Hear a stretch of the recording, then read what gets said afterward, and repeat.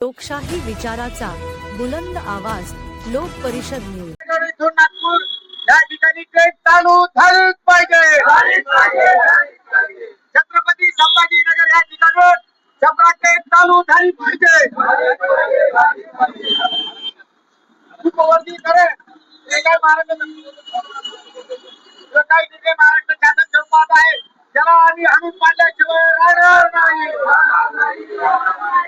कदापि हा निर्णय आम्ही होऊ देणार नाही.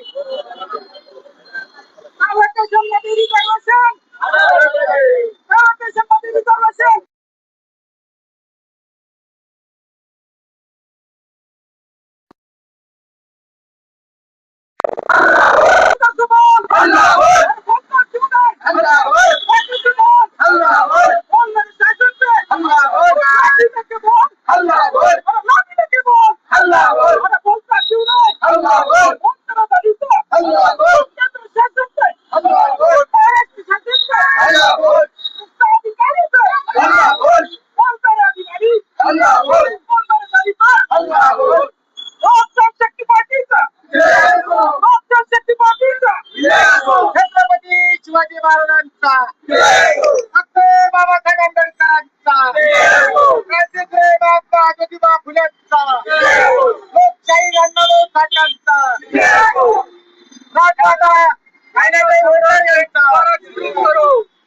जालना छपरा ट्रेन दोबारा शुरू करो. जालना छपरा ट्रेन दोबारा शुरू करो. पूर्णा पटना छत्रपती संभाजीनगर से शुरू करो.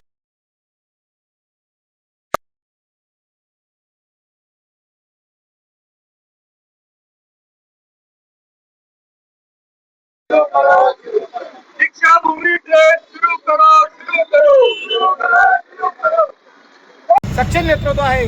आम्ही जरी त्यांचे मित्रपक्ष असलो तरी सुद्धा आमची एकच मागणी आहे की देवा भाऊ आपण थोडं याच्यात लक्ष घालावं, जेणेकरून की मातंग बंधू आणि बौद्ध बंधू हे दोघांनाही 59 जाती आहे आणि 59 जातीमध्ये डॉक्टर बाबासाहेब आंबेडकर यांनी एससीसाठी 59 जाती एकत्रित केल्या.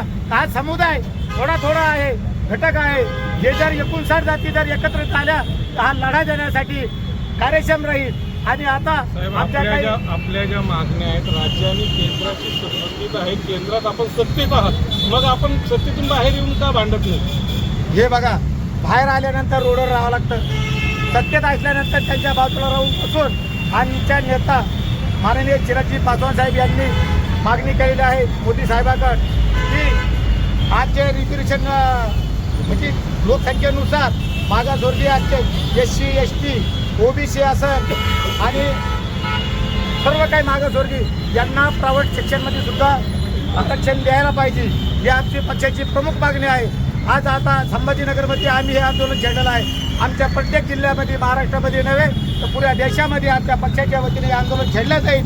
आणि या आंदोलनाच्या माध्यमातून माननीय चिरंजीव पासवान मोदी साहेबांना सांगते की बघा, आमचा समाज किंवा आमचा पक्ष म्हणजे रोडवर उतरलेला आहे आणि आम्हाला त्या आरक्षणाची गरज आहे. जंतर मंतरवरील आंदोलनाचाही उल्लेख करता आहात, तिथले झालेल्या लाठीचार्जचाही आपण निषेध करता आहात, पण काही स्वपक्षीय आणि विरोधी पक्षाने त्यावर टीकाही केलेली, कसं बघताय? स्वपक्ष म्हणलं तर आधी येतो, विरोधी पक्ष म्हणलं त्यांचं काम आहे बोलण्याचं, सत्तेधाऱ्याचं काम आहे ऐकण्याचं. राहिला विषय, माझे नेते माननीय चिरागभाई पासवान यांनी आपले ते पर्यावरणवादी काय त्यांचं नाव आपलं ज्यावेळेस ते तिथं 25 दिवस उपोषणला बसले आणि ज्या ठिकाणी जंतर मंतरवरती उपोषणला बसलेला असताना बाजूला महामानव डॉक्टर बाबासाहेब आंबेडकर यांची प्रतिमा ठेवण्यात आली आणि ते आमच्या नेत्याला खटकलं की बाबासाहेबांना संविधान दिलेलं आहे, बाबासाहेबांना सर्व अधिकार आपल्याला दिलेला आहे. तुम्ही जर आम्हाला निवडून दिलेला आहे, पुढच्या वेळेस तुम्ही आम्हाला मतदान करू नका, पण तुमचा जीव धोक्यात घालू नका. संविधानानं असं काही सांगितलं नाही की स्वतःचा जीव धोक्यात घाला आणि न्याय मागून घ्या म्हणून. पण मग आपण आता आपली जी मागणी करताय असं वाटतंय का सरकारने एक मागणी पहिलेच मान्य केलेली आहे, धर्मेंद्र प्रधान यांचा राजीनामा देण्यात आलेला आहे, आता काय मागणी आहे? हे बघा, सरकारने ती मागणी मान्य केली त्याबद्दल सरकारचं आम्ही अभिनंदन करतो, कारण सरकार आमचं आहे. महाराष्ट्रात जरी आमचं काही नसलं पण केंद्रात आम्ही 5व्या स्थानी आहोत आणि बाकीचे घटक दल सुद्धा आमच्या सोबत आहेत.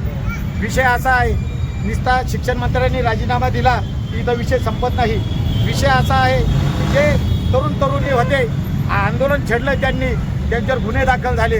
ते गुन्हे निश्चित माघार घेतले म्हणून घोषणा केली.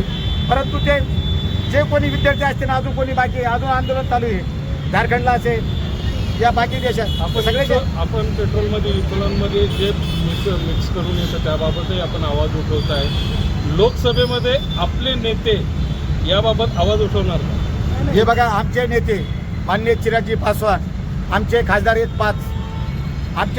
5. आमची विनंती राहील आमच्या नेत्यांना की सर्वसामान्य माणसाला या इथेनॉल पेट्रोलमुळं काय त्रास झाला होतो. एखाद्याच्या विद्यार्थी शाळा सोडायचे असतात तिथं गाडी बंद पडली. एखाद्याचा परिवार सोबत असतो. एखाद्याच्या वयोवृद्ध लोक असतात किंवा पत्नी असती तर आडमर्गी गाडी ती बंद पडती. आमची ही मागणी रास्तच आहे आणि आम्ही ती लावून धरणारच आहे. जोपर्यंत ती मागणी मान्य होत नाही ती आमचं आंदोलन थांबणार नाही. आपलं नाव? माझं नाव विलास सुखदार. मी जिल्हाध्यक्ष म्हणून काम करतो छत्रपती संभाजीनगर महाराष्ट्र.